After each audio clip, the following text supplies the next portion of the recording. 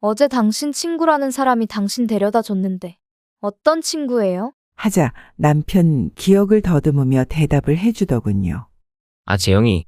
그 녀석일 거야. 녀석이 나처럼 술을 잘 못 마셔서 안 마셨는데 내가 다리가 불편하니까 집까지 데려다 줬나 보네. 생각해보니 남편 역시 술을 즐기지 않는 편이고 다리가 불편해 몸 가누기 힘들어 안 마시는 편이었는데 어쩐 일로 어젠 과음했나 싶었지만 굳이 묻진 않았습니다.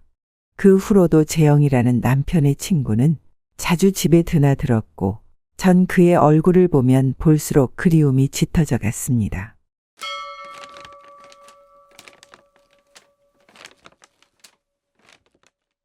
오늘은 경북 구미에 살고 계시는 박덕자 할머니의 사연을 소개합니다.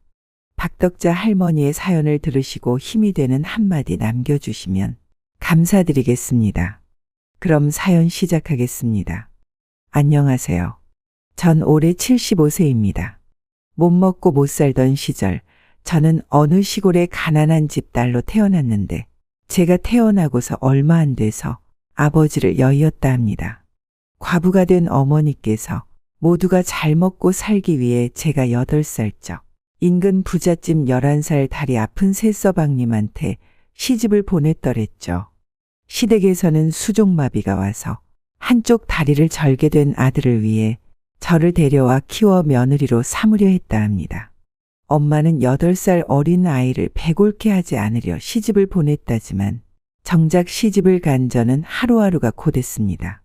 작은 고사리 손으로 추운 겨울날 입김에 호흡 불어가며 찬물로 빨래하고 뜨거운 가마솥에 밥 짓고 시집 사람들의 구박을 받으며 자빌과 뒤치다거리까지 감당해야 하니 엄마한테 보내달라고 철없이 울다가 아픔을 당하기도 했습니다.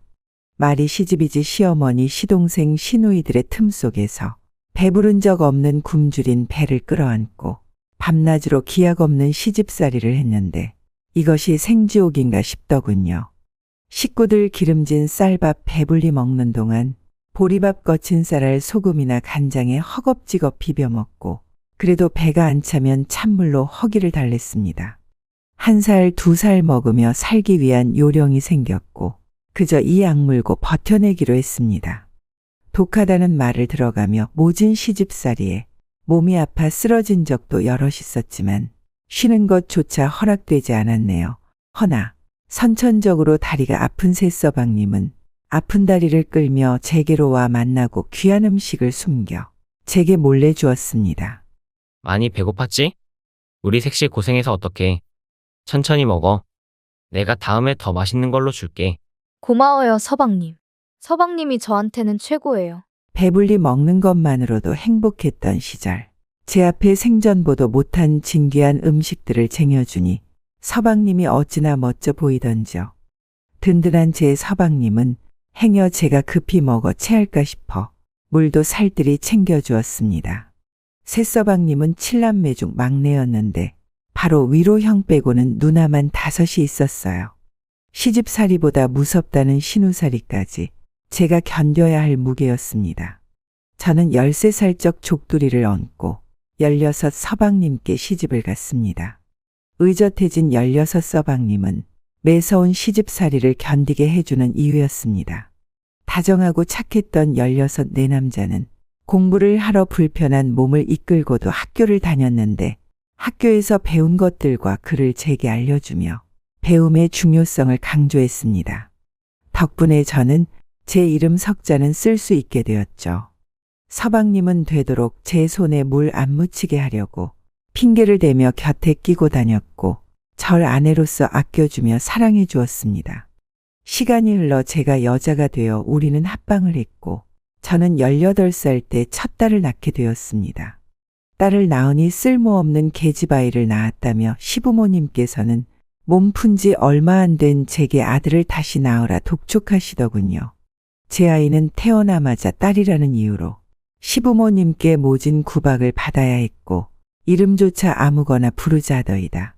저는 꿋꿋하게 좋은 이름을 지어주겠다 했고 배운 것이 없어 제 귀한 아이 함부로 이름 지을 수 없던 전 배운 남편에게 부탁을 하게 되었습니다. 남편은 그렇잖아도 우리 첫아이라 옥편차자 좋은 이름으로 지어놨답니다. 아이가 당신 닮아 너무 예쁘네. 난 진선이라고 이름 지으려고. 이진선. 진실하고 선하게 살라는 우리 진선이. 어때? 21살 제 남편은 그리 말했고 저는 고마운 마음에 눈물을 떨어뜨리며 아이와 함께 남편에게 안겼습니다.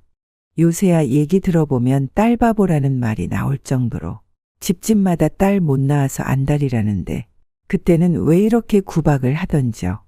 딸이나 아들이나 후손 귀한 거는 똑같은 법인데 그때 생각하면 참 서글픕니다. 저는 얼마 안가 둘째를 가졌고 시부모님은 이번에야말로 손주를 보실 수 있을까 기대하셨지만 전쓰리게도 둘째도 딸을 낳고 말았답니다. 시부모님은 제가 딸을 둘 낳자 삼신할 믿게 간절히 기도하라면서 아들 낳는 비법을 알아왔으니 시키는 대로 하라 합니다. 저와 남편의 합방부터 간섭을 하시더군요. 내 말 잘 들어라. 어느 날 몇 시에 해야 기운을 받고 아들을 낳는다더라. 태기를 받아왔으니 경건한 마음으로 임하고 이건 아들 5 낳은 임산부 낡은 속옷을 구해왔으니 항상 입고 다니도록 해. 알겠니? 내 말 명심하거라. 이번엔 반드시 아들이어야만 해. 남편이 시부모의 눈치를 보며 소심하게 중재에 나섰지만 시댁의 경우 없는 막무가내는 그칠 줄을 모르더군요. 폐악질이 날로 심해진 시댁에 지친 저는 자기 식구로부터 부인 하나 지켜주지 못하는 유약한 남편이 점점 싫어졌고 급기야는 스트레스로 인해 합방도 하기 싫었습니다. 애 낳는 건 당연히 여자의 숙명이라 했다지만 당시 제가 시대를 앞서갔는지 애 낳는 기계가 된 기분이 된 것 같아 합방이 더 싫었습니다. 허나 시집에 귀속되어 있던 제가 무슨 힘이 있었겠습니까? 아들만 낳음 고된 생활이 나아지려나 싶어 남편에게 얼른 끝내라 했습니다. 그러나 남편 그냥 제 옆에 누우며 이불을 덮어주더군요. 당신이 싫으면 난 손끝 하나 건드리지 않을 거야. 애들은 내가 볼 테니 푹 자. 하고서는 칭얼 때는 아이를 안아주며 달래주었습니다. 남편의 진심이 와닿았지만 시댁에 질려버린 저는 애써 무시하고 돌아누웠습니다. 그리고 그해 겨울이 지나고 은은한 꽃향과 풀레음이 코끝을 스칠 때 제 나이 21살 되던 날 제 잠자고 있던 심장이 뛰기 시작했습니다. 안녕하세요. 동윤이 친구예요. 동윤이가 친구들끼리 먹다 좀 취해서 제가 데리고 왔는데 어디다 눕히면 될까요? 간만에 만난 친구들끼리 술잔을 기울였던 취한 남편을 데리고 온 그 사람. 저는 어쩔 줄 모르다 그냥 남편을 제가 부축하겠다고 하며 고맙다 인사했습니다. 그 남자가 웃으며 가는 뒷모습이 어찌나 늠름해 보이던지요. 생애 이런 떨림은 처음이었습니다. 다음날 남편이 눈을 뜨자 저는 은근히 물어왔죠. 어제 당신 친구라는 사람이 당신 데려다 줬는데 어떤 친구예요? 하자 남편 기억을 더듬으며 대답을 해주더군요. 아, 재영이. 그 녀석일 거야. 녀석이 나처럼 술을 잘 못 마셔서 안 마셨는데 내가 다리가 불편하니까 집까지 데려다 줬나 보네. 생각해보니 남편 역시 술을 즐기지 않는 편이고 다리가 불편해 몸 가누기 힘들어 안 마시는 편이었는데 어쩐 일로 어젠 과음했나 싶었지만 굳이 묻진 않았습니다. 그 후로도 재영이라는 남편의 친구는 자주 집에 드나들었고 전 그의 얼굴을 보면 볼수록 그리움이 짙어져 갔습니다. 2 딸 보기에 창피한 어미의 봄날이지만 가는 맘을 어찌 잡을 수 있으리요. 남편의 친구는 제게 참 잘했습니다. 머리핀이나 화장품이나 장에서 고운 것들만 사가지고 와 제게 주기도 했는데 맨날 죽상이었던 제 얼굴이 피면서 웃음이 나더군요. 그러던 찰나 저는 청천벽력 같은 소식을 듣게 되었습니다. 바로 남편의 친구와 남편 바로 위 시누이가 혼담이 오가고 있단 얘기였습니다. 요새 유독 집을 자주 찾았던 이유가 바로 그 때문이었던 겁니다. 남편의 시누이 머리에 꽂혀진 똑같은 핀과 바르던 화장품을 보니 비로소 현실이 보이더군요. 저는 자포자기한 심정으로 그동안 품었던 마음을 애써 정리하기 위해 남과 묵혀둔 합방을 했고 머지않아 셋째를 품게 되었습니다. 남편의 아이를 품었다는 소식을 들은 그 남자의 아련한 표정이 심장을 후벼 파더군요. 마침내 남자가 저를 불러내어 얘기를 했습니다. 우리 아무것도 생각하지 말고 같이 야반도주라도 할까요? 집안끼리 정한 혼사는 끝내버리고 푸른 초원 위에 그림 같은 집을 짓고 사랑하는 당신과 한평생 살고 싶네요. 남자의 말이 어찌나 달콤하고 살갑게 들리던지요. 가슴이 아파 무너져 내리는 것 같았습니다. 맘 같아선 그이와 떠나 그이 닮은 아이 낳고 행복하게 살고 싶었으나 맘속 품은 연정에 제 인생 찾자고 달려들기에는 제게 목숨과도 바꿀 수 없던 딸아이 2명과 뱃속 아기가 있었습니다. 저는 하염없이 눈물 흘리며 우리의 인연이 너무 늦었다고 미안하다며 부디 신우이와 행복하라고 그 일을 보내주고 집으로 돌아왔습니다. 그런데 남편이 통행금지 시간이 훌쩍 넘었는데도 돌아오질 않더군요. 하지만 남편에 대한 걱정보단 그 남자에 대한 시련의 아픔이 더 컸길래 신경도 쓰질 않았습니다. 남편이 아침에 돌아왔을 때는 누구랑 싸웠는지 얼굴이 잔뜩 망가져 들어왔고 이 또한 시댁에선 부인 구실 제대로 못해 남편이 그런 거라며 모든 원망을 제게 돌렸네요.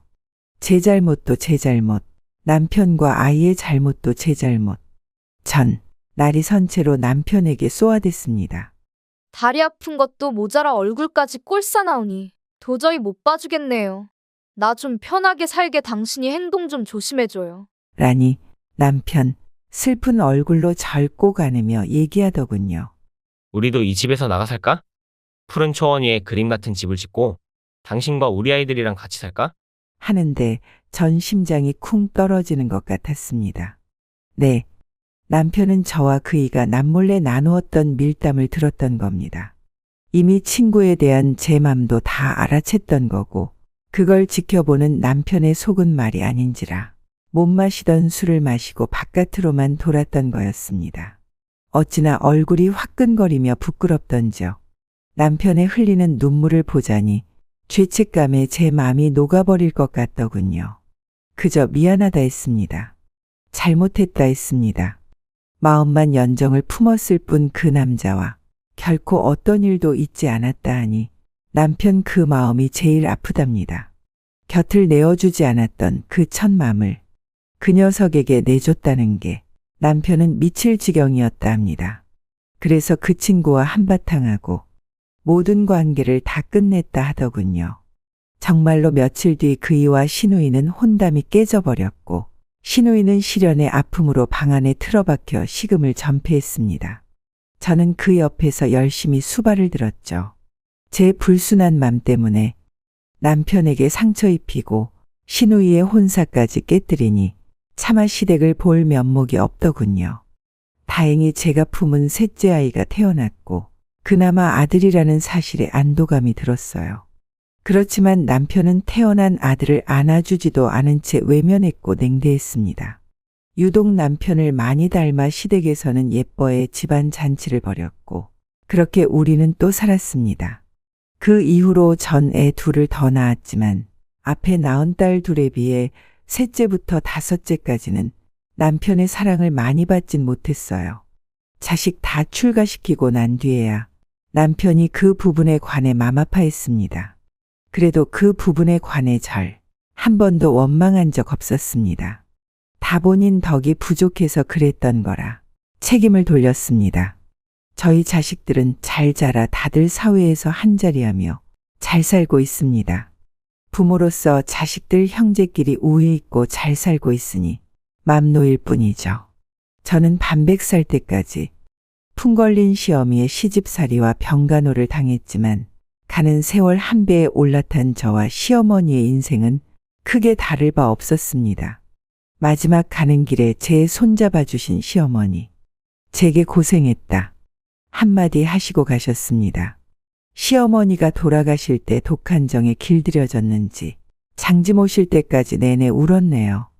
훗날 남편도 평소 앓던 지병을 모시기고 병상에 누워있을 때 가만히 한 손으로는 제 손을 잡고 다른 한 손으로는 제 얼굴을 쓰다듬더이다. 우리 마누라 여전히 곱네. 처음 8살 새학시 어릴 적 모습과 아직도 똑같아. 어여쁜 내 마누라. 독한 시집살이 모진구박 받으며 힘들게 살았을 때 내가 너무 연약해 당신을 지켜주지 못해 얼마나 마음이 아팠는 줄 몰라. 부모에게 대들 줄 모르고 커 울고 있던 당신에게 줄 수 있는 건 몰래 빼돌린 음식뿐이었어. 지금 생각하면 마음뿐 아니라 행동으로도 당신에게 정을 쏟고 살갑게 보듬어줬어야 했는 걸 내 그걸 몰랐어. 지금이라도 임자가 그 마음만 알아주면 좋겠네. 내가 당신을 얼마나 아끼고 마음에 품었는지. 그리고 남편은 제 곁을 먼저 떠났습니다. 미처 못다한 진심을 입에서 채 전하지도 못했는데 내 남편이 내 사람이 끝까지 무심하게 제 곁을 떠났습니다. 남편이 떠나자 생에 흘렸던 눈물과는 비교도 안 될 홍수 물결이 되어 제 저골이 앞섭을 적셨습니다. 실신할 정도로 통곡하며 당신의 부재의 슬픔을 감추질 않았어요. 오랜 내 반쪽이 떠나간 느낌은 또 하나의 나를 잃은 기분이더군요. 당신을 땅으로 돌려보낸 뒤 내려왔을 때 그날따라 새파란 하늘과 옅게 내리쬐는 햇빛과 부드러운 바람이 나를 감쌌습니다. 마치 당신을 처음 만났을 때처럼 말이죠.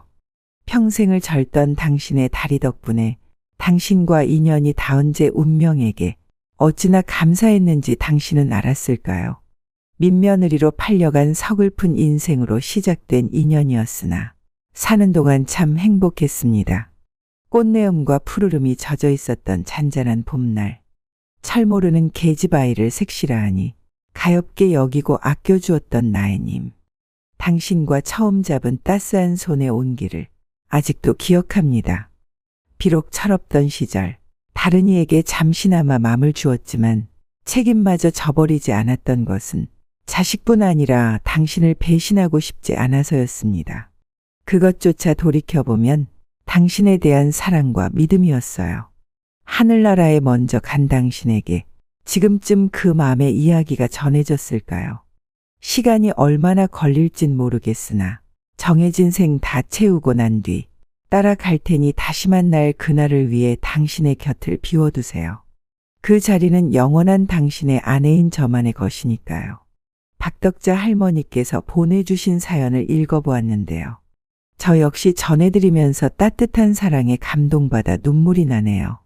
민며느리는 옛날 선사시대 때 옥저라는 나라의 결혼 풍습이었다고 하는데요. 이는 소중한 딸들을 고구려의 첩으로 살게 하지 않기 위해 보호하려고 미리 남자 집에 시집을 보냈다고 했던 것에서 비롯됐다 합니다. 사례의 경우는 가난해서 배골치 않게 하기 위해 이른 나이에 시집가게 되셨습니다.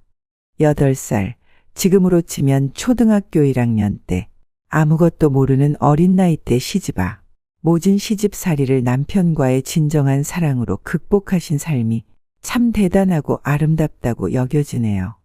할아버지와의 추억과 깊은 사랑 마음속 기억하시며 앞으로도 건강하게 오래오래 사시고 행복하시길 바랍니다.